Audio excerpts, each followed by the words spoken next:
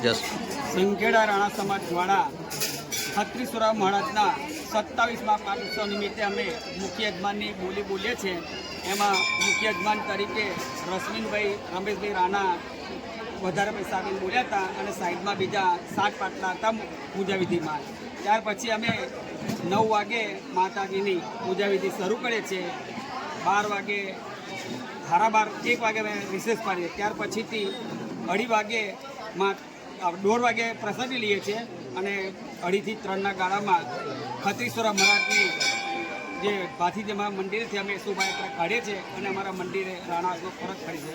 ત્યાર પછીથી 5 વાગે અમે આરતી કરીએ છીએ અને આરતી પછીથી શ્રીફળ ઉમવામાં આવે છે। ત્યાર પછીથી 6 વાગે મહાપ્રસાદી રાખવામાં આવે છે અને દરેક આમંત્રિત મહેમાનોને અમે આમંત્રણ આપીને બોલાવે છે। અમારા સમાજના જે આપે છે આવે છે। શું નામ તમારું?